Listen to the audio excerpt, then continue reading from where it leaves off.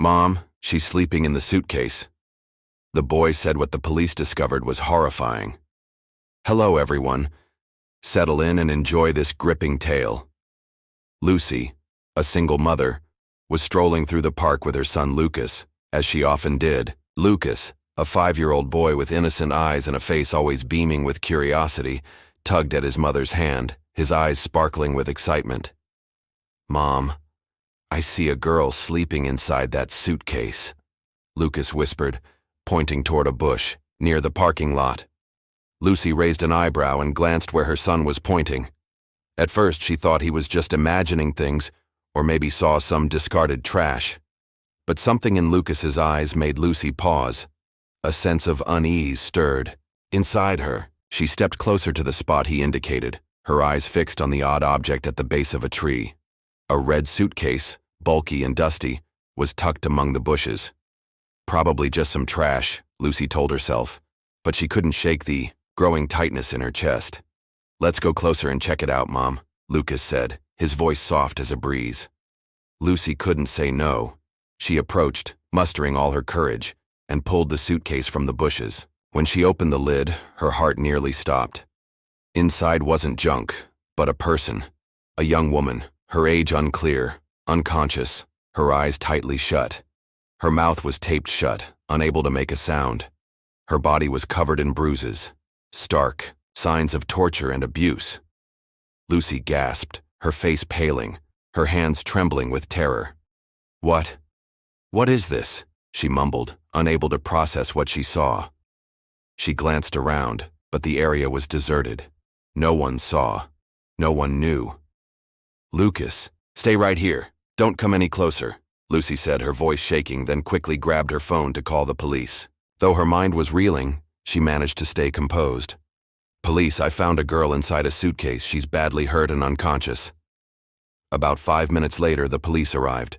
3 officers gathered near the suitcase. One was Chief, Inspector Matthew, a calm, experienced man. Matthew approached, opened the lid, and looked inside. He immediately turned to a colleague and ordered, "Call an ambulance right now. She needs urgent help. We have to get her out of here immediately." Everyone stepped back, letting the medical team work. Lucy stood nearby, her eyes unable to leave the unconscious girl in the suitcase.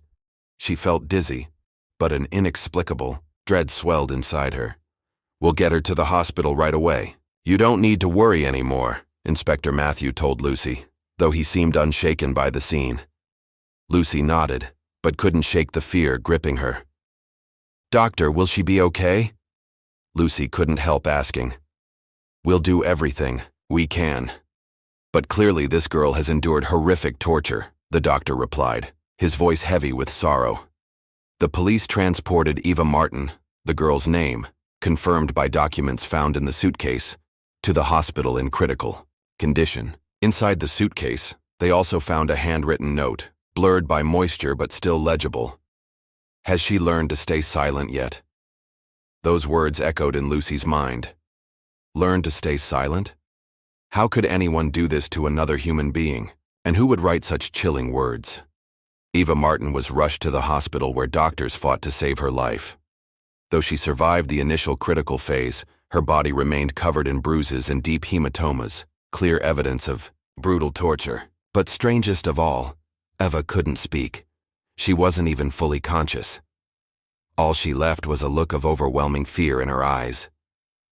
Chief Inspector Matthew was assigned to investigate. A seasoned officer. He'd never faced a case like this. The investigation began shortly after Eva's hospital admission. Matthew, with his cold, analytical demeanor, started dissecting the case's strange elements.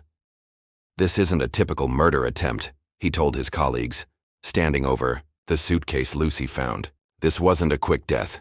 This was deliberate, methodical torture. Someone kept Eva in this state for a long time." Another officer, Alexander, nodded. "Yes, sir. There's no sign of dragging or blood, just faint tire marks. Whoever brought her here was very careful." Matthew silently re-examined the suitcase. He couldn't ignore the details, the tire marks, the oddly clean surroundings. Everything felt meticulously staged. He sensed a deeper cover-up. "We need to Review security camera footage from around here, Matthew said. If someone dropped her off without being seen, the perpetrator is highly skilled. The police combed through footage from park cameras but found something baffling. None had captured anyone near the grassy area where the suitcase was found. In the past 12 hours. Not a single person. This raised serious suspicions in Matthew's mind. Someone did this without being seen, he said. They must have used sophisticated methods to cover their tracks. We need to get to the bottom of this. Another odd detail emerged about Eva Martin's background. After receiving information, Matthew requested a deeper check. Eva was a top medical student, recently awarded a scholarship, interning at a prestigious medical training center in New York. She was known as intelligent, ambitious, with a bright future. So how had she ended up in such a horrifying situation? Matthew's team dug into Eva's past for signs of stalking or issues at her internship. They found that before the incident, Eva had filed a complaint with her training center's administration, accusing a professor of threatening her. But soon after, she withdrew it. This deepened Matthew's suspicions. What fear could force a brilliant student like Eva to retract a legitimate complaint? Something was seriously wrong at the medical training center. That's where Matthew's team focused next. Meanwhile, Lucy couldn't stop worrying.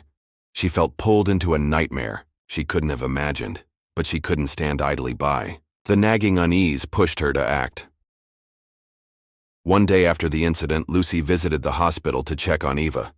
She stood outside Eva's room, peering through the frosted glass, seeing the girl lying in bed, still unable to speak, tears streaming silently down her face. Lucy's heart twisted at the sight, feeling Eva's suffering as her own. But what troubled her more was Eva's gaze when their eyes met. Though Eva didn't speak, her eyes seemed to plead for something. A question rose in Lucy's mind. Does this girl know something we don't? Lucy couldn't just stand there. She decided she had to act. Even as an ordinary single mother, she knew she couldn't let this injustice continue. 3 days after her admission, Eva Martin finally woke. She felt like she was emerging from an unexplainable nightmare. Her mind swirled with blurry images. Every movement brought pain, but the worst was her hazy mind. She couldn't recall how she ended up in the suitcase, who tortured her, or why. The hospital, one of New York's largest, had dedicated doctors and staff, yet no one could explain her condition. When Eva first opened her eyes, the first face she saw was Lucy's, the mother who found her in the red suitcase. She's awake but not speaking, a doctor told Lucy, his voice heavy as he looked into Eva's eyes, the girl sitting silently. Eva only cried. Tears streamed down her face, but no words came. Lucy stood by the bed, heartbroken. She's been deeply traumatized, Lucy whispered. It feels like she's trapped in a darkness she can't escape. But after further exams, doctors found something strange. Eva wasn't just bruised and injured. There were signs of a neural suppressant, a substance causing short-term memory disruption and severely impairing communication, creating extreme fear and confusion. This unnerved both doctors and police. Chief Inspector Matthews' team realized this wasn't ordinary abuse. They didn't rule out that the perpetrator had advanced medical knowledge, capable of manipulating minds in ways they didn't understand. Eva remained silent for days. She couldn't recall anything before her confinement but reacted strongly to anyone approaching her. The fear in her eyes grew more evident. Whenever a stranger came near, she recoiled, refusing contact, her hands trembling as if shielding herself from an invisible wave. Lucy could only watch. She knew Eva needed help, but no one knew what she'd endured. Eva's silence was an invisible wall, blocking any approach. Lucy couldn't imagine the nightmares Eva had lived through to become this way. One day, Lucy visited the hospital again. She approached Eva's bed, sat gently, and looked at the girl, her eyes still shut. Eva, I know you're scared, but I'm here, and I won't leave you. Can you tell me what happened? Lucy said, her voice warm, but worried. There was no response, only tears flowing down Eva's cheeks. But Lucy didn't give up. She knew there was a way to help Eva break free from her fear. She began sitting patiently by her side, saying nothing more, just being there so Eva could feel her presence. The next day, Lucy met Eva's doctor to learn more. "We've tried every method to help her regain her memory, but something's deeply buried in her mind. Something she can't recall," the doctor said. Lucy felt like she faced an immovable wall. Those words cut deep, making her feel helpless. "Will she stay silent forever?" Lucy asked, her voice breaking. The doctor shook his head. "We'll keep treating her, but unless she opens up, everything may remain a mystery." Lucy refused to give up. She vowed to help Eva open her heart and unlock the secrets behind her fear. "I'll help her. I won't let her suffer alone," Lucy thought. But deep down she felt an indescribable unease, as if she was being drawn into a whirlpool with no escape. The mystery around the case made her more anxious. Who did this to Eva? And why? Lucy was exhausted but couldn't stop. A sense of foreboding haunted her, as if something lurked in the darkness. Realizing she couldn't help Eva recover her memories alone, Lucy sought others who might know more about Eva to unravel the mystery. That day, she decided to contact Eva's friends, hoping for clues about Eva's past. When she called Natalie, a friend of Eva's, Lucy hoped for vital details. Natalie, a 23-year-old medical school classmate of Eva's, was deeply worried when she heard about Eva and agreed to meet Lucy to share what she knew. "Thank you for calling," Natalie said at a quiet city cafe. Her eyes brimmed with worry, her face still showing panic. "I can't believe Eva went through this." Lucy sat across from her, studying Natalie's face for any hint of truth. "Natalie, can you tell me about Eva? What was she like? Was there anything unusual I might not know?" Natalie shook her head, staring at the table. Eva was incredibly smart, with a bright future. She was an outstanding student, always studying hard. But lately I noticed some strange things. "Strange? Like what?" Lucy asked, hanging on every word. Natalie paused, as if recalling everything. "There was a time Eva filed a complaint with the medical school administration against a professor. She said he threatened her, but later she withdrew it. She never explained why, but I felt something was very wrong." Lucy felt a chill. A professor threatening Eva. Why had she retracted the complaint? Was it fear?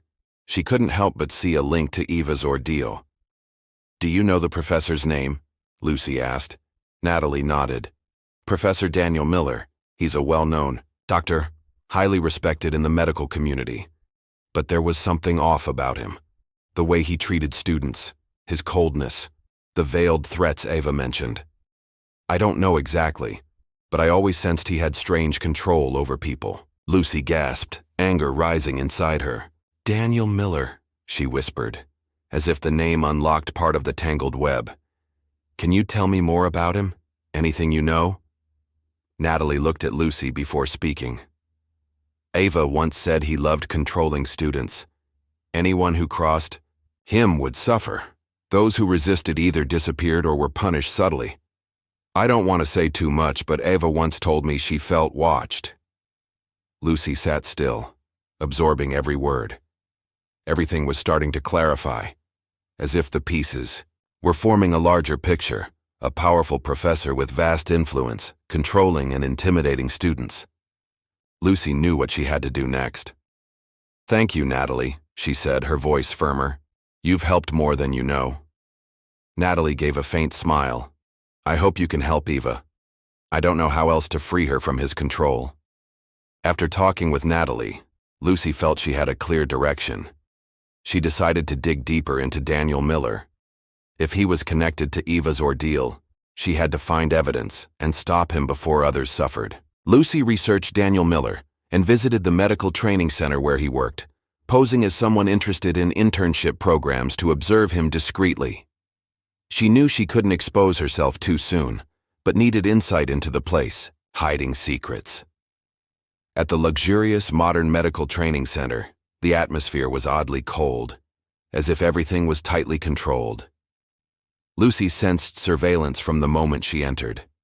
She was led to Professor Daniel Miller's office, where the dim lighting and heavy air felt oppressive. When Lucy met Daniel Miller, a middle-aged man with piercing cold eyes and a polished exterior, something in his gaze sent shivers down her spine.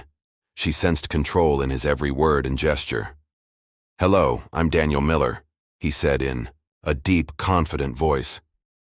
"You must have heard a lot about our center. This is a place for those with real talent."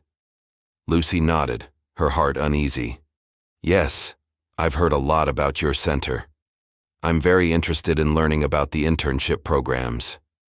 The atmosphere in Daniel Miller's office was a mix of authority and chilliness. The lighting, never too bright, created a stifling sensation, as if everyone was closely watched.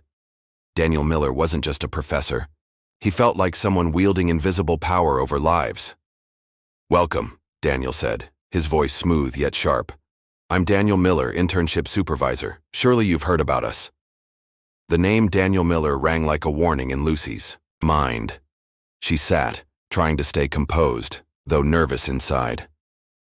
"Yes, I've heard great things about your center. I'd love to learn more about the internships." "We only accept those with true ability," Daniel replied, his sharp gaze unwavering. "Here, we train the best doctors, the finest medical experts. If you have what it takes, you'll have a chance." Lucy nodded, striving to remain calm. "I think I could learn a lot here." She sat still, watching Daniel's every move. Part of her knew this wasn't just a chat but a step in a larger plan. She needed to learn everything about him. Any detail could be the key to the case.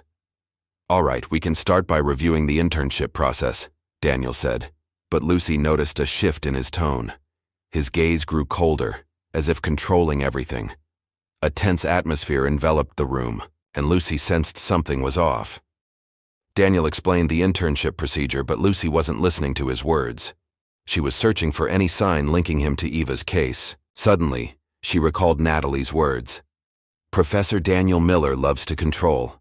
Those who defy him either disappear or are punished subtly." Lucy felt a connection between Natalie's warning and the current atmosphere. Daniel wasn't ordinary. She sensed tension in the air, as if he was instilling an invisible fear she couldn't describe. "We don't just teach theory," Daniel continued, his voice less patient. "We teach how to work under pressure. We don't accept those who can't handle control. You understand, don't you?" Lucy didn't respond immediately. She nodded. "Yes, I understand." A second of silence passed, and in that moment Lucy felt Daniel's control over the space more clearly. Every word, every gesture aimed to seal the atmosphere, making others feel trapped. Lucy felt like she was falling into an inescapable trap. "Do you have any questions?" Daniel asked, his gaze probing. Lucy paused, flustered by his question. She wanted to know everything but couldn't ask bluntly. She needed subtlety. "Can you tell me about the interns who've worked here?" she asked, keeping her tone calm. "I heard some dropped out midway."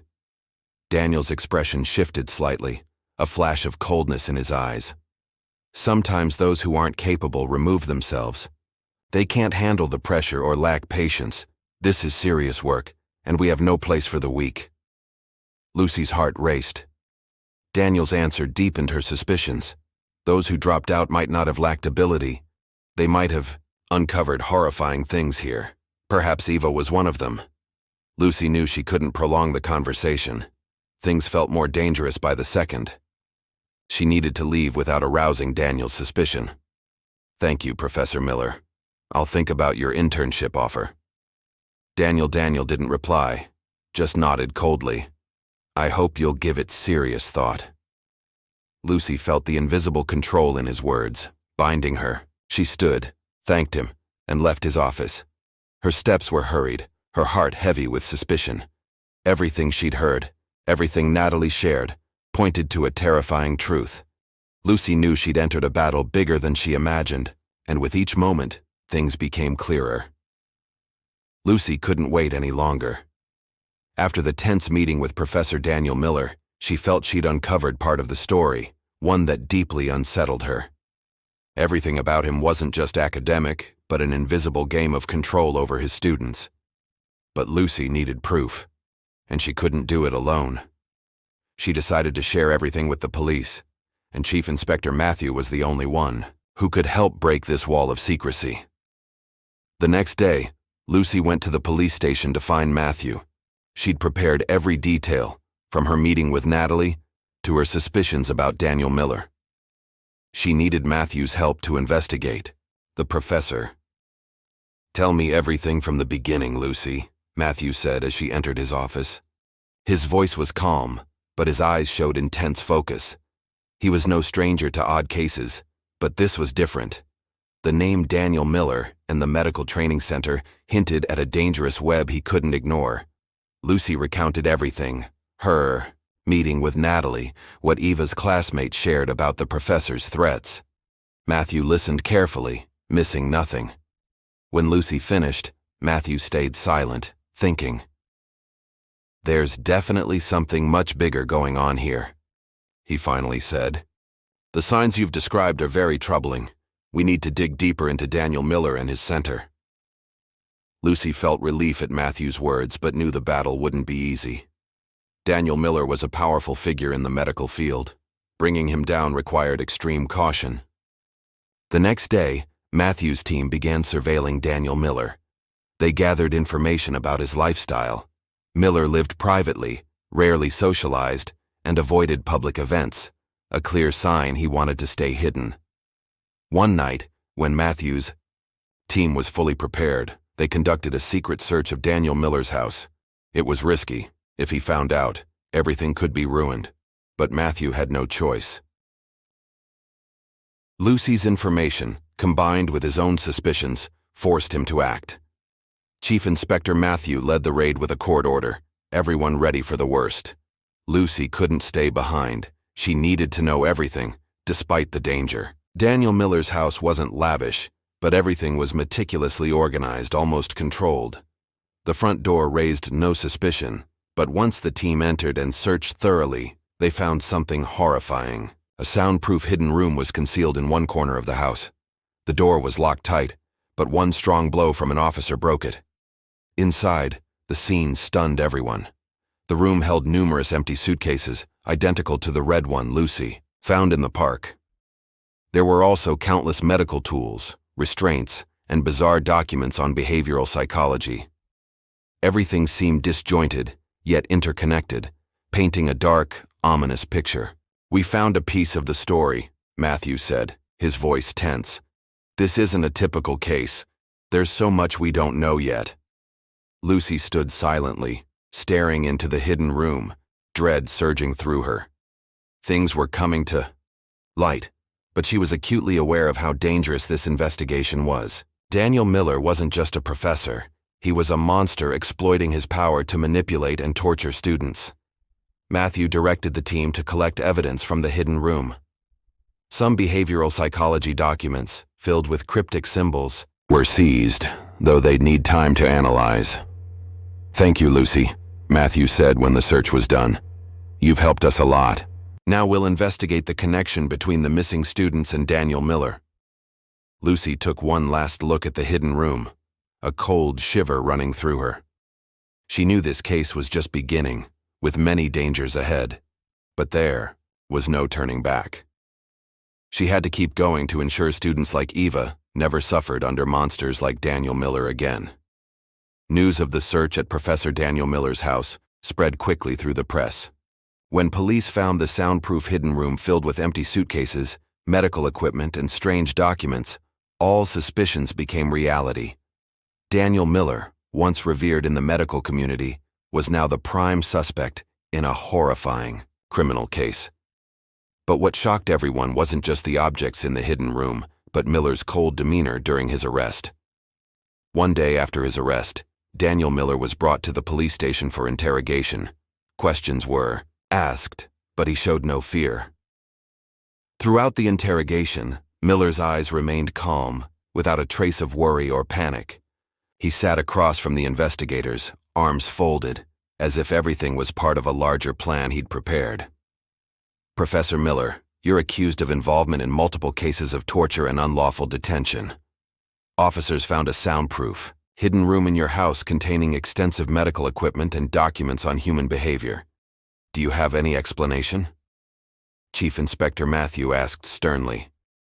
Miller stayed silent, gazing out the window as if contemplating something distant. Then he turned back and calmly said, I only wanted to help my students learn how to stay silent and understand their limits. If they couldn't overcome those limits, there was nothing more I could do. That's all. Miller's answer stunned Matthew and the investigators. They'd expected an excuse, not such a chilling confession. Learn to stay silent and understand their limits, Matthew repeated, trying to grasp the meaning. Miller maintained his composure, showing no remorse. Exactly. They needed to learn, and when they learned, they'd know how to endure these pressures. If not, they wouldn't survive in the medical world. It was preparation for life. This raised a major question in Matthew's mind. If Miller's students couldn't endure his lessons, what happened to them? Had he committed these inhumane acts to teach them silence? Are you aware that at least 4 students have gone missing over the years, all linked to you? Matthew pressed, seeking more information. Miller showed no worry.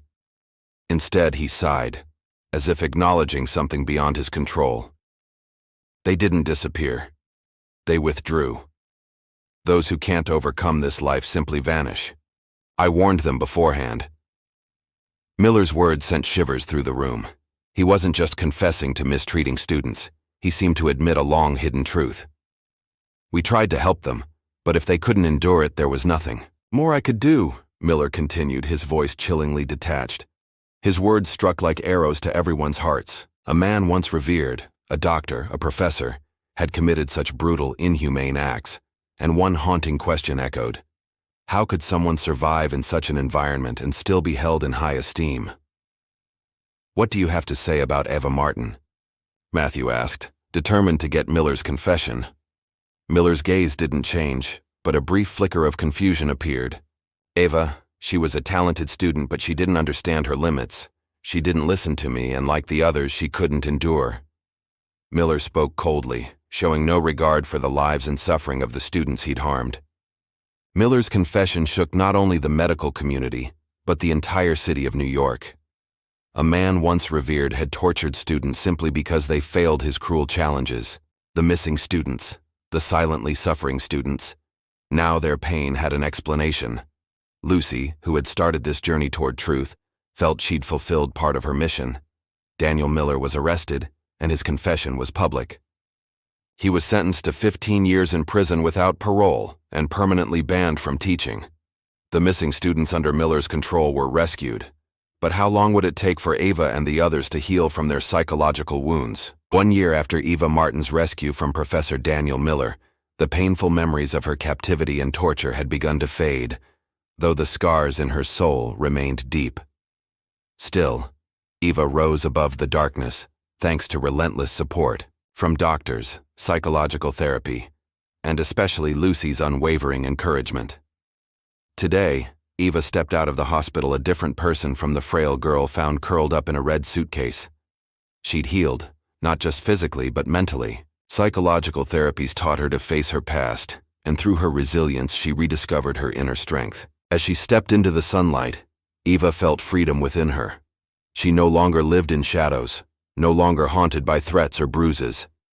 She'd reclaimed her life. More importantly, she no longer saw herself as a victim. She was a survivor. She was a fighter. "Thank you, Lucy," Eva said, her voice warm but emotional. "If it weren't for you, I don't know if I'd have made it." Lucy looked at Eva and smiled gently. "You don't have to thank me. You fought your own battle. I was just beside you." Eva nodded, her eyes shining with determination. "I'll never let anyone else endure what I went through." With Lucy and her doctor's support, Eva began joining social activities. She became a spokesperson for the Schools Without Silence campaign, a movement against power abuse in education and medicine. Eva's confident, powerful speeches spread like wildfire, illuminating dark corners long ignored. She spoke at numerous conferences before thousands of students, medical professionals, and social workers. Eva became a living symbol of resilience, a testament to survival and hope. Students and victims of power abuse found strength in her story, inspiration to speak out, stand up, and never stay silent again. One day, during a speech at a major New York university, Eva stood before hundreds of students and spoke words that left everyone in stunned silence. No one has the right to silence. No one has the right to crush your voice. Never be afraid to fight for the truth. Eva's words resonated deeply with all who heard them. She was no longer the weak girl in the red suitcase. She was a warrior, a pioneer in the fight against abuse and cover-ups. After each speech, Eva received countless thanks from students, doctors, and others who'd lived under injustice's shadow. They told her story gave them strength, showing them they weren't alone. Eva inspired thousands, giving them courage to face life's challenges. One afternoon, after a major conference at a medical school, Eva, Lucy, and Lucas strolled through the park where it all began. The three walked under a lush green canopy, surrounded by Lucas's cheerful laughter. Eva felt relief, as if each step took her further from her painful past. "Thank you for dragging me to the park that day," Lucy said to Lucas, her eyes full of love. Lucas looked up and smiled. "You always tell me I should help others, right, Mom?" Lucy laughed and took her son's hand.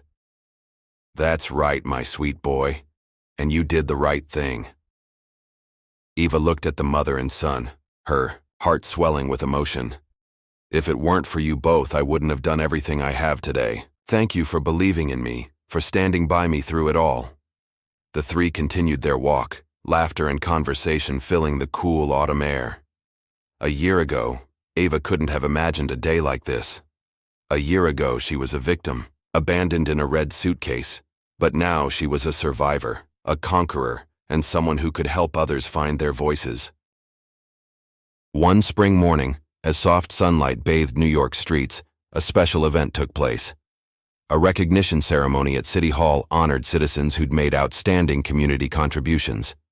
Among them, Eva Martin, who'd battled through her past's pain and brutality, received special attention.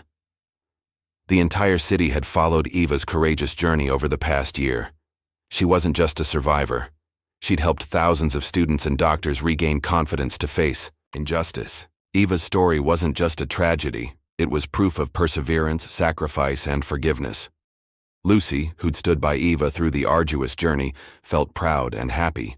She was more than a companion. She'd become a second mother to Eva. Watching Eva receive her award, Lucy couldn't hold back tears of joy and pride. She knew Eva had conquered her darkest nightmares and now stood at the pinnacle of her rebirth.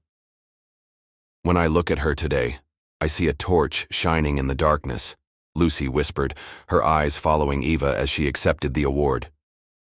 "She's done what we thought was impossible." Matthew, the chief inspector, stood beside Lucy, nodding.